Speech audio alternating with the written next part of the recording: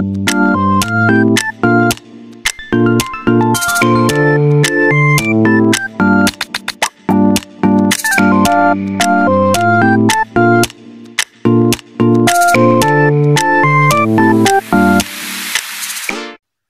day everyone, so let's start our tutorial about mathematics in the modern world. It's all about Sudoku, Ken-Ken, Magic Square, and Logic Puzzle. Sudoku was invented by Howard Garns and Maki Kaji. Sudoku is a logic-based combinatorial number replacement puzzle. Mechanics: if 4 by 4, only 1 to 4 can be put. Kapag 4 rows and 4 columns, it means na dapat ang kinocontain niyang numbers is only 1, 2, 3, and 4.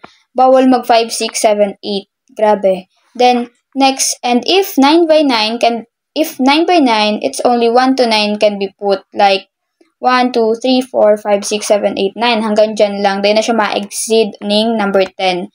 Then, always remember na do not repeat anything in every row or column. Also, do not repeat in each block. It means na kada row, kada column, bawal may mauulit. Like, may hiling mo sa mga next example para mas maintindihan nindo.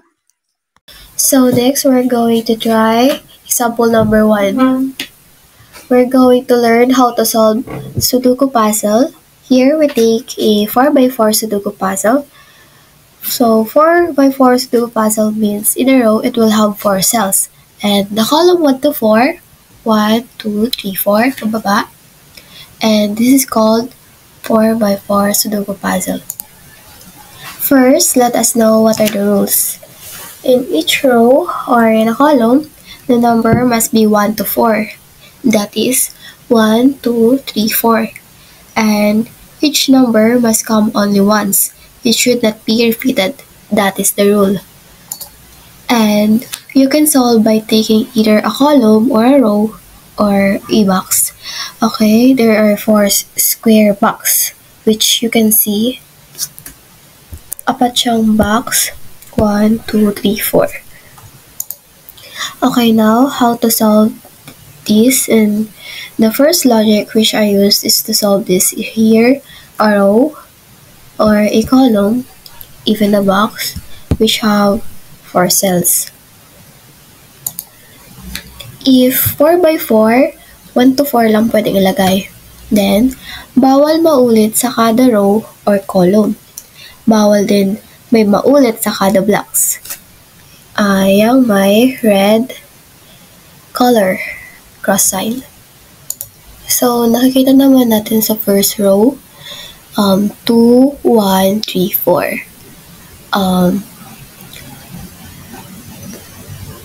Second row, 3, 4, 2, 1. Third, 4, 3, 1, 2. Last row, 1, 2, 4, 3. And then, sa first column, 2, 3, 4, 1. Second, 1, 4, 3, 2. Third column, 3, 2, 1, 4. And last column, 4, 1, 2, 3. See? Walang nauulit sa kada row or column niya. And then kung papansinin natin sa kada blocks, square box, meron din siyang puzzle, which is sa first block, 2, 1, 3, 4. Second, 3, 4, 2, 1. Next, 4, 3, 1, 2. Next, 1, 2, 4, 3. See, now check this, whatever the rules. The cell, the row, or a column, or a box must contain the numbers from 1 to 4 without repeating. Okay, then check each column, row, and the boxes. If may maulit, kailangan mo lang siyang palitan, and then critical thinking. Okay, so this is the way how to solve a simple 4 by 4 Sudoku puzzle. Now, you can now try in your own to solve a Sudoku puzzle.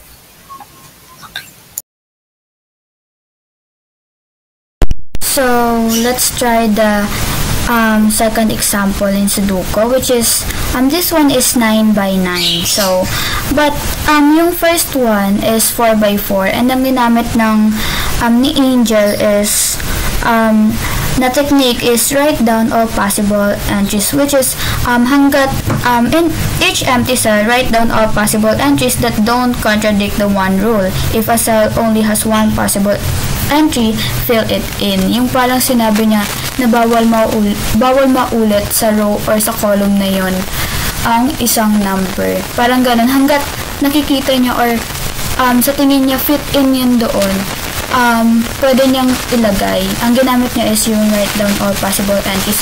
But we do have a lot of different techniques in solving Sudoku, which is the scan the entire puzzle, forcing chains, hidden triples, X-ring, check for single candidates, scan for rows and columns with many numbers, pencil marking.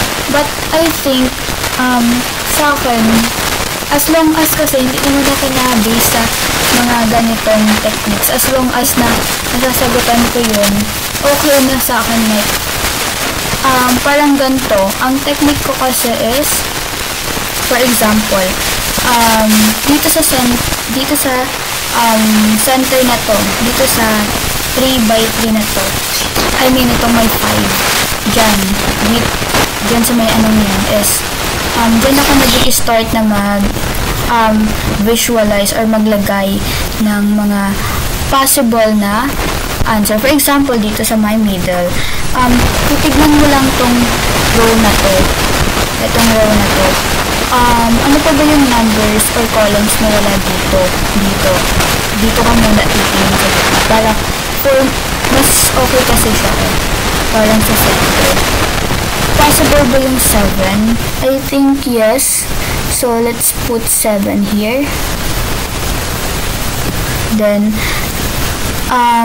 next dito, titignan mo dito kung meron na bang other number. Bawal na yung 3, 5, or itong 3 and 5 bawal na. But, let's try another one. Dito muna. I think is, lagay ulit tayo dito ng 7. Kasi wala pa naman dito sa, ito, diba? Then, let's look at here muna.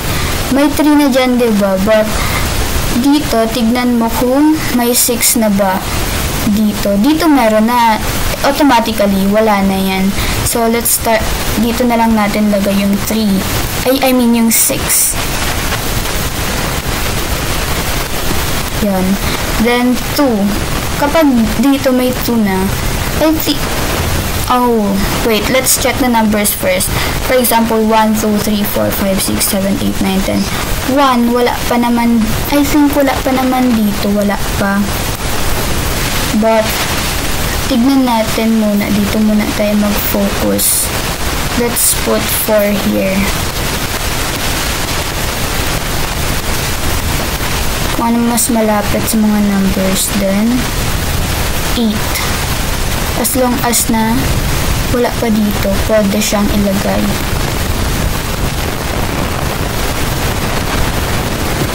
Then 3, 7. Let's look at 1, 2, 3, 4, 5, 6, 7. Dito natin lagay yung 2. Yan. Then 9.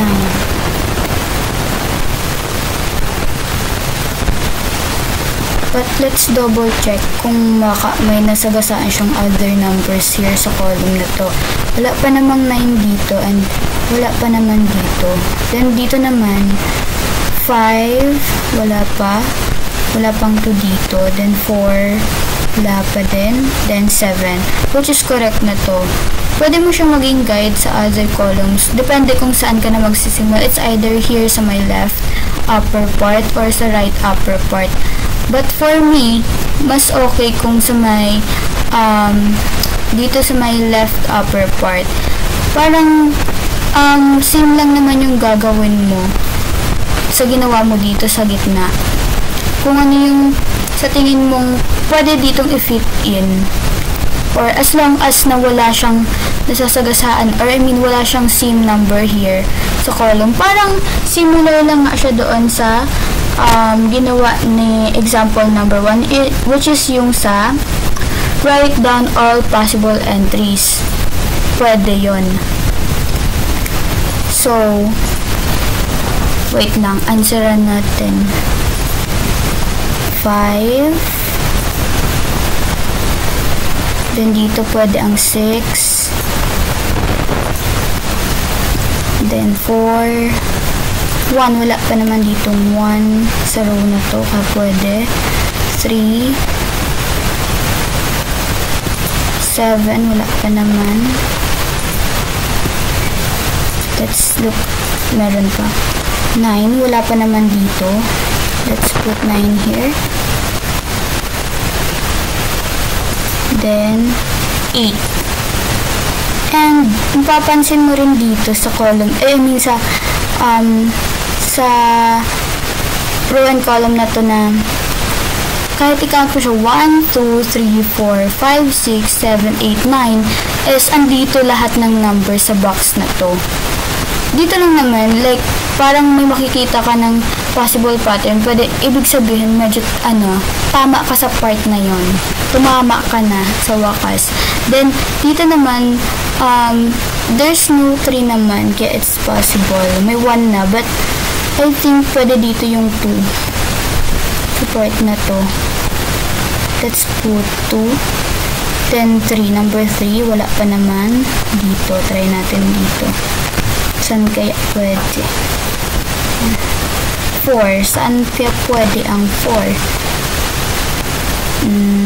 Dito.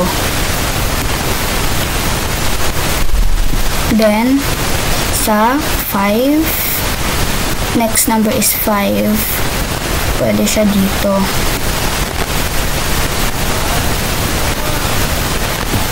Then, next is 6. So, 1 to 9, number 6, pwede siya dito kasi I think wala naman dito. So, let's put 6 here. Then, 1, 2, 3, 4, 5, 6, 7, 8. 8. Dito na natin lalagay yung 8. Eh, di mas napadali yung buhay mo. Ganon. So, dito naman, let's do the same na lang. Let's check. I mean, just put the number from 1 to 9 sa isang cube. Parang ganun yung technique niya. Kasi, mas mapapadali kapag na-startan mo na dito sa circle, diba? Kasi, halata naman na kapag nag-start ka na dito, may pattern ka nang magagamit dito sa una, sa pangalawang upper part ng 9 by 9. So, let's try ulit dito. 9, 1, 2, 3, 4, 5, 6, 7, 8. Saan tayo pwede? Anong pwede dito? I think, tignan mo to dito din. 1, 2, 3, 4, 5, 6. Then, makikita mo din dito, sa row na to. Like, very, very, very obvious na kung ano ang number na kulang. Just look at this row na to. 1, I mean column. 1, 2, 3, 4, 5, 6, 8, 9, which is the missing number is 7. That's why you need to put 7 here. Well, here naman, you can put just look at the number. 1, 2, walang 2, but tignan mo kung dito ka maglalagay ng 2. Pwede naman. I think pwede, but no. No. Ay, yes. Alam mo dito. Dito. Para walang masagasaan ng mga other number. Then, 5. 1, 2, 3, 4. 5. Tapos, 1, 2, 3, 4, 5. Ano na lang kulang? 7, 8, 9, 6. Dito. Ganun lang naman. So, the rest, lalagyan mo na ng answers dito. Yan lang.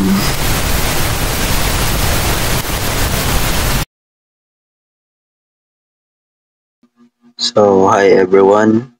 Let's talk about Kenken. What is Kenken? Kenken is a grid-based logic puzzle invented in 2004 by Tetsuya Miyamoto, a Japanese mathematics teacher. Ang purpose po ng Kenken is to improve arithmetic and logical thinking while making math enjoyable. Nag-originate po ang Kenken sa Japan. Painapod man po ining Kendoku na dinesign para makatabang sa student para ma-improve ang logical thinking and arithmetic. Sa rules man po ang Kenken is number 1, fill the grid with numbers 1 through the grid size. Number 2, each number must appear only once in each row and column. Sa number 3, group of cells are marked with a cage and a target number with a mathematical operation of addition, subtraction, multiplication, and division. Sa number 4, numbers in each cage must combine using the operation to match the target. Sa next slide po, let's welcome Wilbert to discuss it. So the first thing we need to do is to locate a single square cage. So what we need to do is to copy the number at the top left corner. So we have only one, which is 4. Next, we look on combinations for every cage. So first we have here 7 and addition. So what are the numbers that will sum up with the number 7? So we have 3 plus 4 equals to 7. So next one is the 2 and divide. So what are the combination for this? So we have 2 and 1. So 2 divided by 1 equals 2. As you can see, in the first row, we don't have the same number as for the rules. As for the rules of Kenken. So let's proceed to other grids. So we have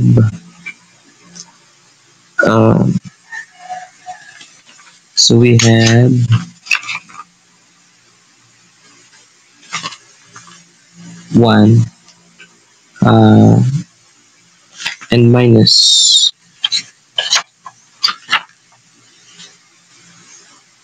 So what are the possible number for this?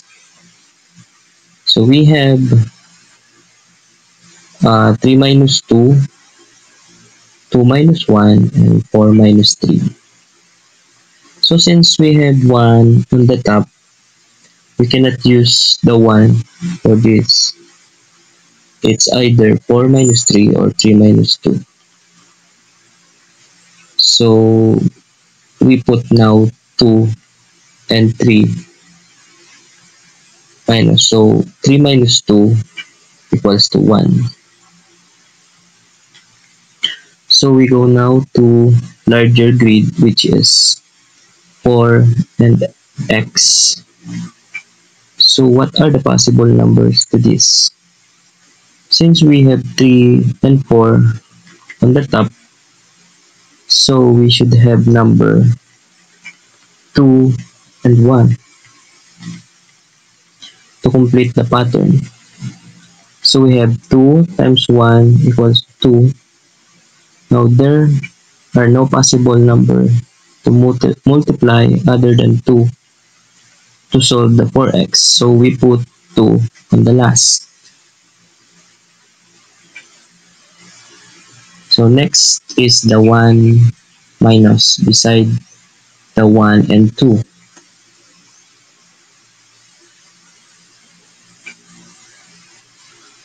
So since we have 1 and 2 in the last row, then the number should be 3 and 4.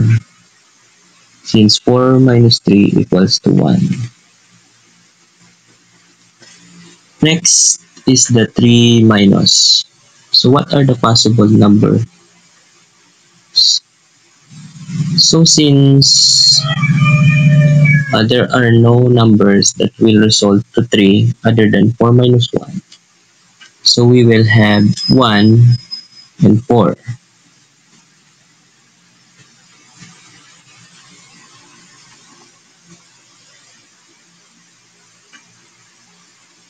So the last one is 2 minus. So since we almost complete the puzzle, let us just put the missing 2 different numbers. Since the last columns has already have 4 and 2, therefore the remaining number will be the answer, which is 3 and 1. And 3 minus 1 is equals to 2. So to check our work, we count each row with different numbers. So we have here on the first row 1, 2, 3, 4. So um, uh, each has a different number. So we go to second row. So we have 2, 1, 4, and 3. So it is check. So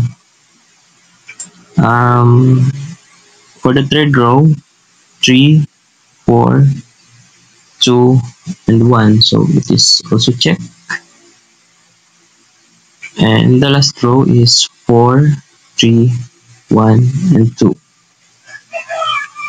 So all rows have different numbers. So we will check at the column if it's also different number. So in the first column we have 1, 2, 3, 4. So check. The second column 2, 1, 4, and 3. Check. 3, 4. For the third column is 3, 4, 2, and 1. So check. And the last row is 4, 3, 1, 2. So we see that we solved the Ken puzzle. So that is how we solve Ken puzzle. So thank you for listening.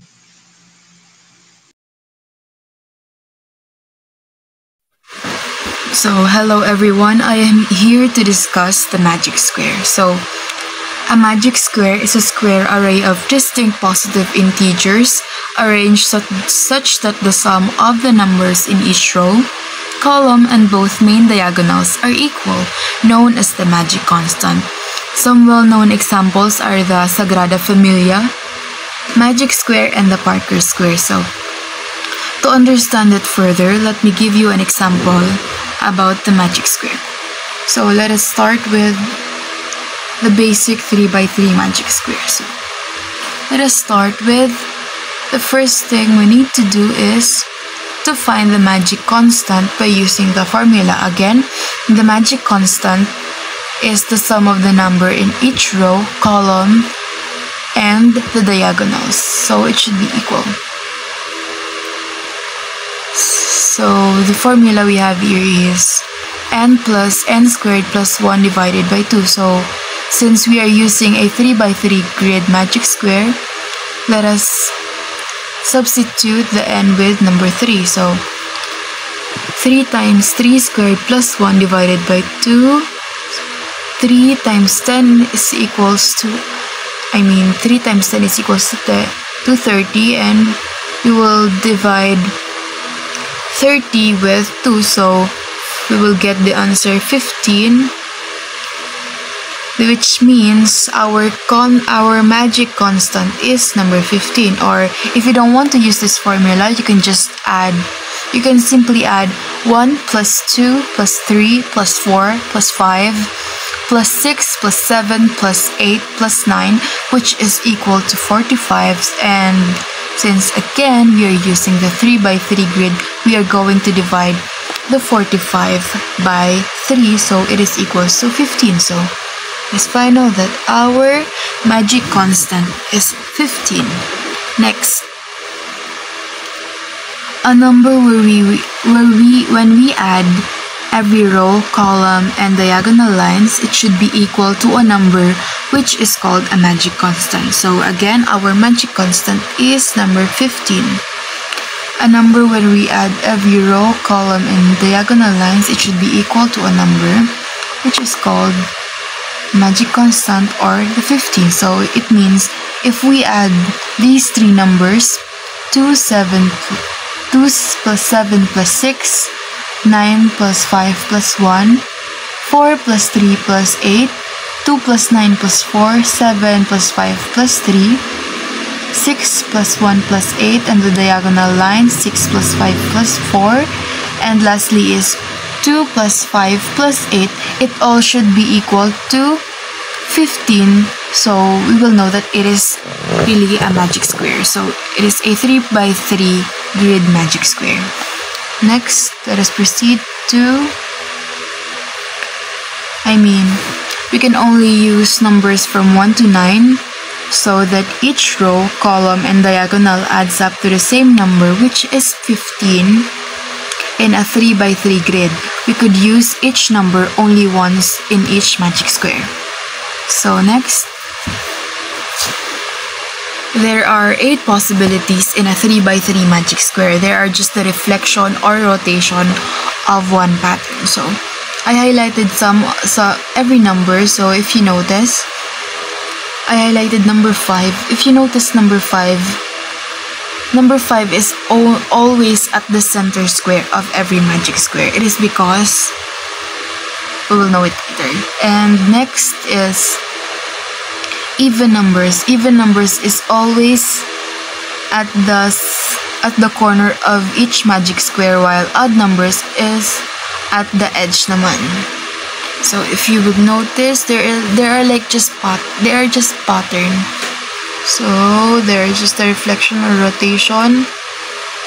So if you notice this one, 1, 3, 9, 7, and the next column, the next magic square will be 1, 3, 9,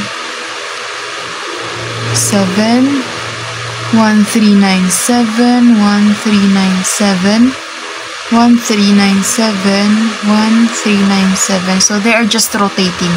1, 3, 9, 7, and 1, 3, 9, 7. Although the number 5 will remain the same since it is at the center. And we could also notice the even numbers. We were just changing. The 8 was there, and then it was transferred there. 2, and then 4, and then it remains the same. This one remains the same. So yeah, it's just like that. It's rotating, or it is just reflecting.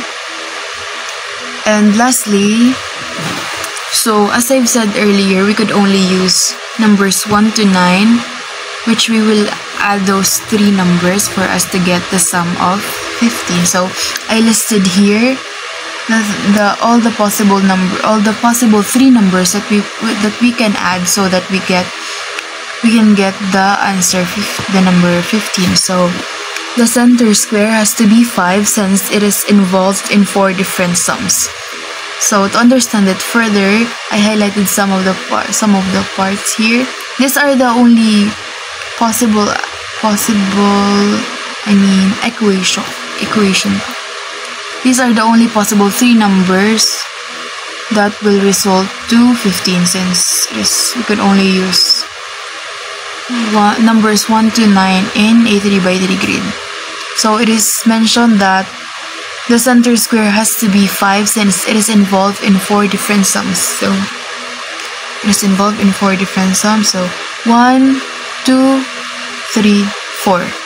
So only number 5 can be involved in 4 different sums. The other numbers can only be involved 2 or 3 times. So we need to understand it. So it's 1, 2, 3, 4. So it's correct.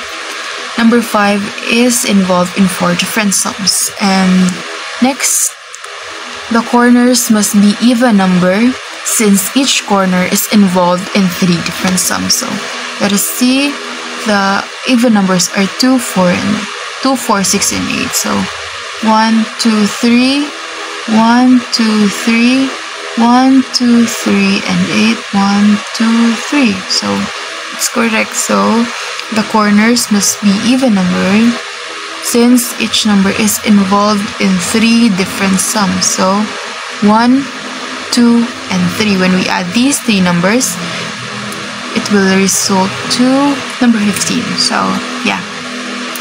And lastly, the edges must be odd numbers since it is involved in 2 different sums. So the odd numbers here are 1, 3, 7, and 9. So let's see if it really has 2 different sums. So 1, 2, 1, 2, 1, 2, and 1, 2. So it's correct. The odd numbers only have 2 different sums, which is 1 and 2. So that's it.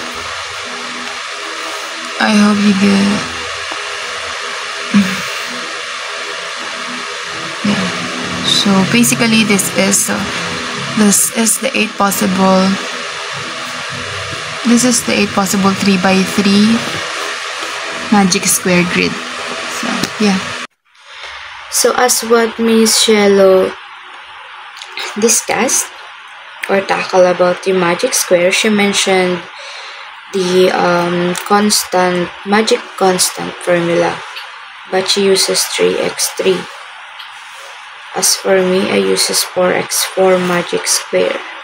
So as you can see in the illustration, this square looks like any other normal magic square, but this is formed by great mathematician of our country, Srinivasa Ramanujan.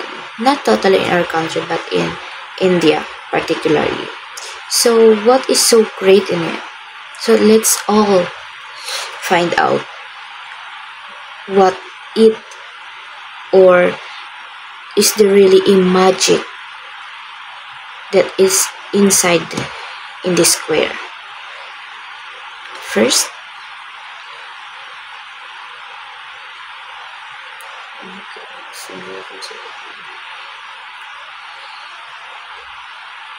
so sorry for the interruptions. As you can see, there is a 2 illustration. This is sum of numbers of any row in any row, meaning here,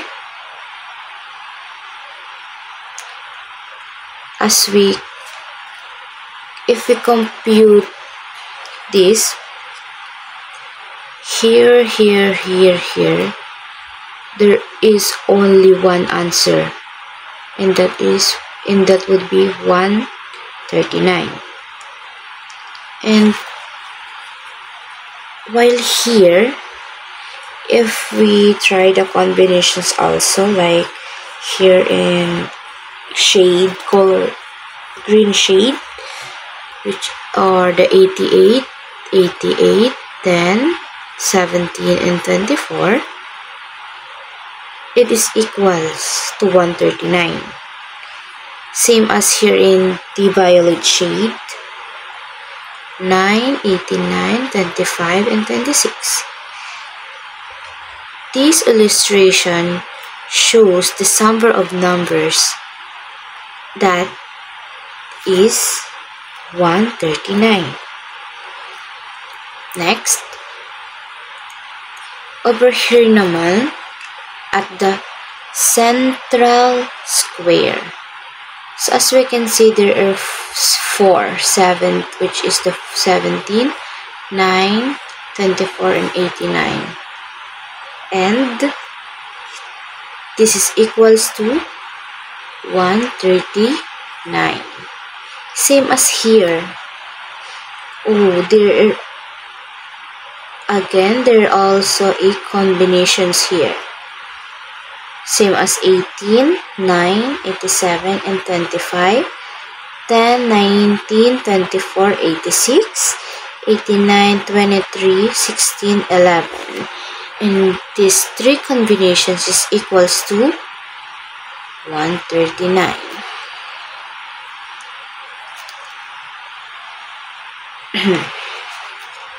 Same goes here. So look at these possibilities. Sum of identical colored boxes is also 139. So here, 88 and 12. As we can notice, parang mapapatanong tayo, bakit watak-watak? As in magic square, may sinusunod tayong pattern or sequence. Same goes here. Same goes here in this illustration. Nakikita nyo naman na may patterns dito. Same lang sila ng positions. Same here. Sa 10, 86, 18, and 25. We should always follow the patterns.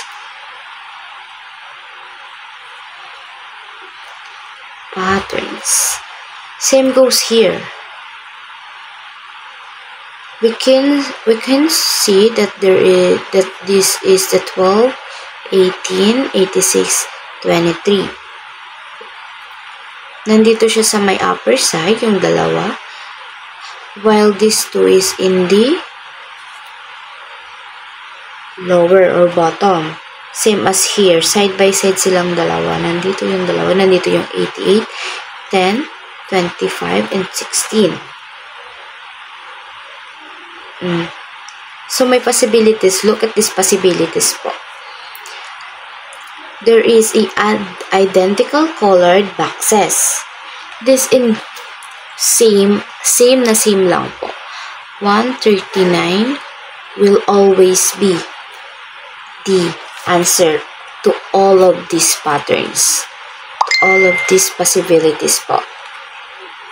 Lastly, corners numbers is also 139.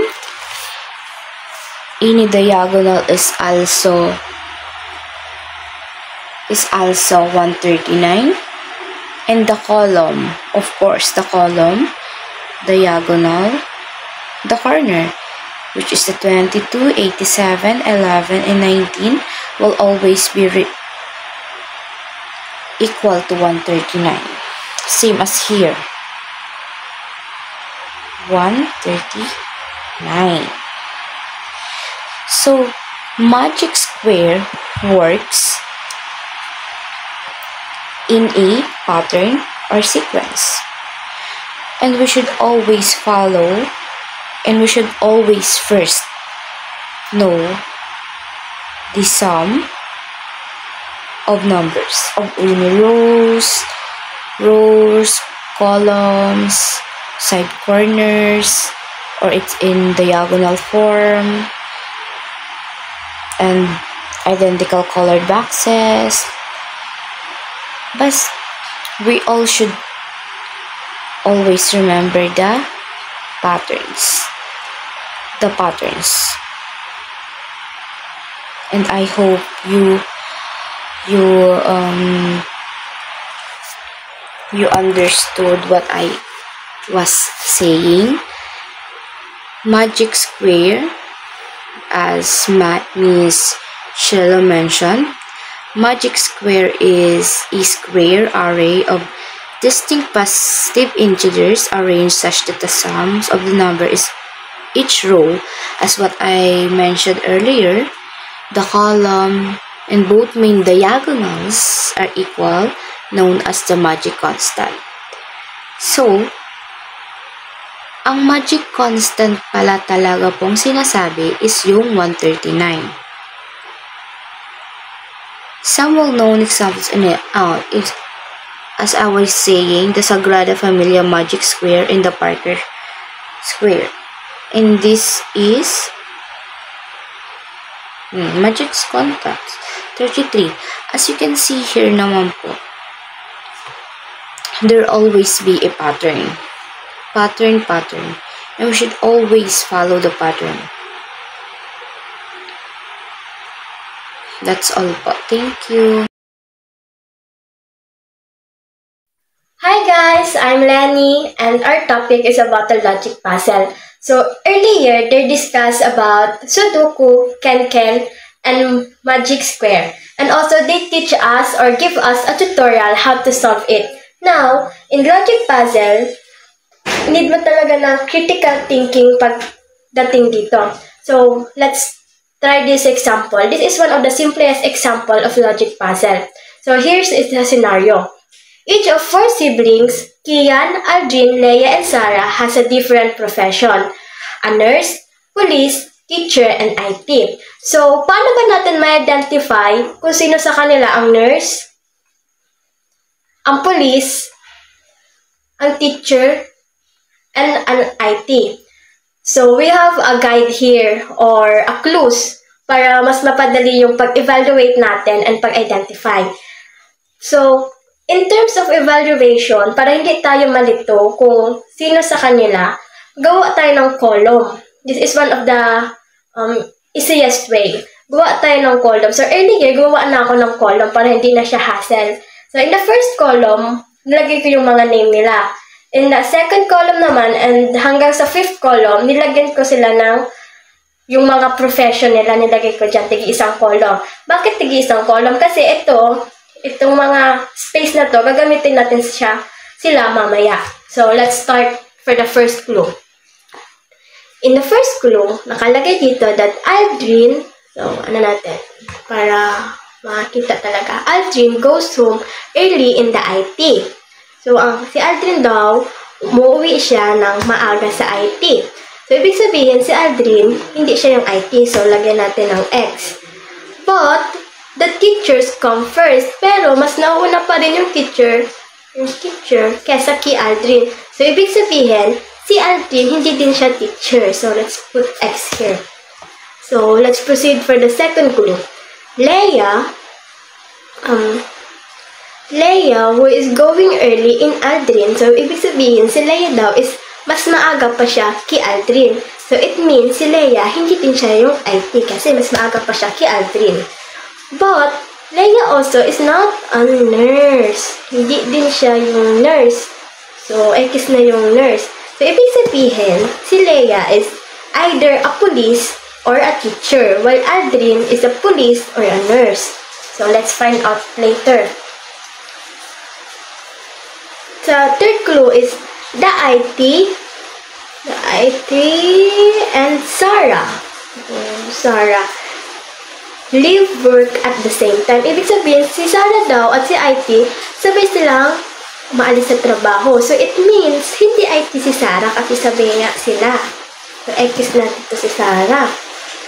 Then, the fourth clue is the nurse came home later than Kian. So, mas late daw umuwi si nurse kaysa kay Kian. So, definitely, Kian is not a nurse. So, we are done in this clue. Now, let's analyze this. Let's analyze. If we will notice, sa IT column, si Kian na lang yung wala pang X. So, definitely, Kian is an IT. Kasi, hindi si Aldrin yung IT, hindi rin si Leia, hindi din si Sarah. So, definitely, si Kian. So, ibig sabihin, Kian is not a police, is not also a teacher because he is an IT. So, next, if we will go back here in number 4, na said that nurse came home late than Kian. Then, if we will go back in first clue, sabi dito, Aldrin go home early in the IT, which is si Kian. So, definitely, Aldrin is not a nurse. So, let's put X dito sa nurse kay Aldrin kasi hindi siya nurse. Kasi mas maaga pa siya kay Kian. So, ang nurse, dumarating siya late na kay Kian. So, and if we will notice again, police na lang yung walang X sa column ni Aldrin. So, definitely, Aldrin is a police. So, yung column ng police, kay Leia at Sarah, i-X na natin. X. And here's the other pattern. If you will notice, yung column ng IT kay Leia is X na. Yung column ng police is X na din. Well, yung column ng nurse is X na din. At ang titira na lang is the teacher. While kay Sarah naman is dalawa pa. But definitely, kita naman dito na si Leia na lang yung wala pang X, ay teacher na lang yung wala pang X kay Leia. So definitely, Leia is a teacher. So, i-X na natin yon kay Sarah. X na to kasi yung teacher niya si Leia na. So, and the last column, dito naman sa nurse, kita natin na si Sarah na lang, what happened? Sorry.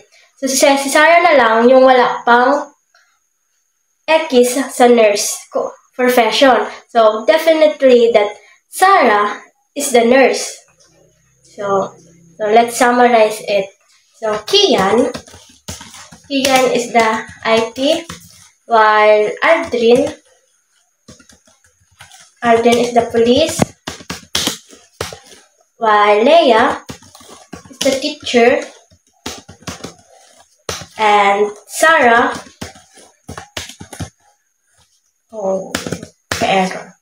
Sarah is the nurse. So, ito yung summary niya.